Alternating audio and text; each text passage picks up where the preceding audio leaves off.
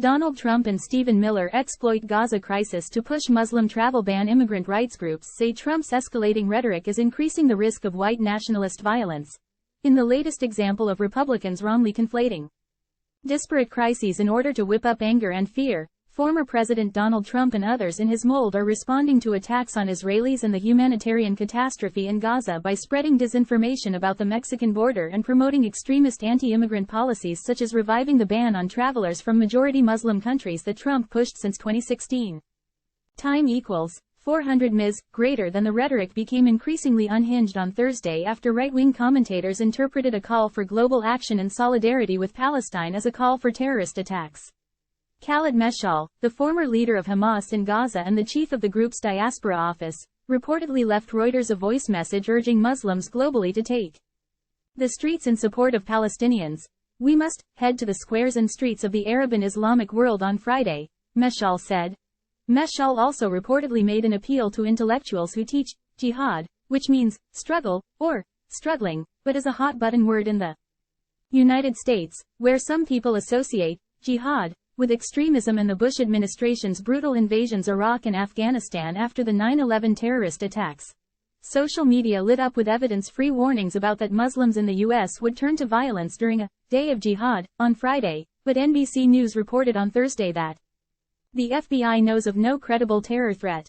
Friday saw protests in the U.S. and across the world, but came and went without serious violence outside of Israel and Palestine. Hamas took responsibility for a cross-border attack launched from Gaza in southern Israel last weekend that saw Palestinian militants target civilians and take dozens of hostages. Israel quickly declared war and began an unprecedented bombing campaign of Gaza, where 2 million people are caged in by walls and militarized border crossings. The Israel Defense Forces told 1 million Gazans on Friday to leave homes that are not already destroyed as Israel prepares for a ground invasion, but in such a small area.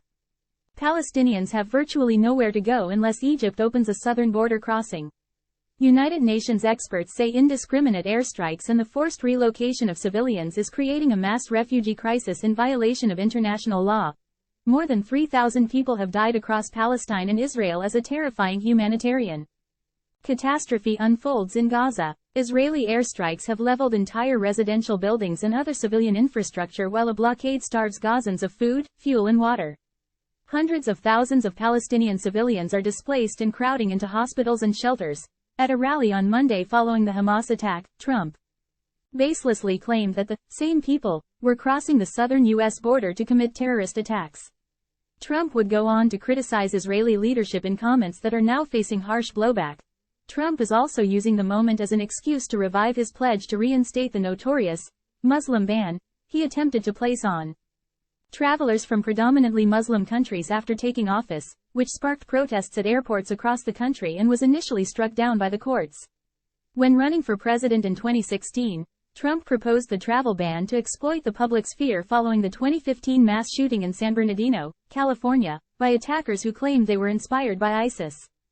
Time equals 400 ms. Greater than Stephen Miller, the architect of the Trump administration's disastrous policy of separating migrant children from their parents, and who cited white nationalists in emails, suggested on social media that one should design your nation's immigration policy so you don't have to worry about a global day of jihad. Time equals 400 ms. Greater than. This is just one more demonstration that Trump and those who share his impertinent geopolitics are not going to miss taking advantage of this moment of human suffering in order to, yet again, make an absurd parallelism to their base, one that only exists in their mind and their perverse politics, speculating about the border and, in general, the issue of immigration, wrote Maribel Hastings and David Torres, advocates with the immigrant rights group America's Voice, in an op-ed this week. The crisis in Gaza stems from a complicated history of war, occupation and apartheid and has nothing to do with the large numbers of migrants crossing the southern U.S. border, but these happen to be two of the biggest challenges facing President Joe Biden, which explains why Trump and others in the GOP are pouncing without providing any concrete proposals for solutions. Republican presidential candidates such as Florida Governor Ron DeSantis and Vivek Ramaswamy echoed Trump's fearmongering with comments that amounted to, "If could happen to Israel, it could happen here." Some Republicans even attempted to blame Biden for the war, which is the culmination of decades of conflict and simmering tensions over Israel's blockade of Gaza and occupation of the Palestinian West Bank. Though as Saad Achon reminds us, Israel enjoys billions of dollars in U.S. aid despite apartheid conditions in occupied Palestine. Time equals 400 Ms. Greater than the White House has consistently called on Congress to pass comprehensive reforms to fix a broken immigration system, but Republicans have been content to throw rhetorical bombs while their own caucus in the House devolves into chaos without a speaker. They do it to inject panic into a segment of the population that doesn't lack for much, so that their anti-immigrant sentiments can flourish, Hastings and Torres wrote. All of this leads us to conclude that they do not want to look for solutions, because doing so would eliminate their favorite weapon in their demographic arsenal, the border and immigrants. Trump's anti-immigrant rhetoric has escalated in recent weeks as his campaign aggressively raises money for a former president that faces a litany of criminal charges across multiple jurisdictions. Immigrant rights groups say Trump's words are putting people at risk of violence. Donald Trump has denigrated undocumented immigrants in recent weeks by accusing them of poisoning the blood of our country, associating them with drug and alcohol use and portraying them as dangerous threats to Americans, prompting widespread criticism and denunciations of racism and xenophobia from immigrant and civil rights groups. According to Marianne Levine and Merrill Cornfield at The Washington Post, federal law enforcement has reported that the greatest domestic threat of terrorism comes not from immigrants or Muslims but the far right, including groups that align with Trump's MAGA movement.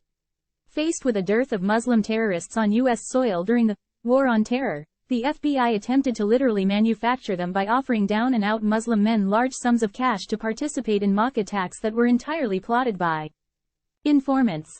Hastings and Torres pointed to recent mass shooting in the U.S. perpetrated by racists and white nationalists who destroyed the dreams of hundreds of migrants and other minorities by perpetuating mass attacks on schools or supermarkets.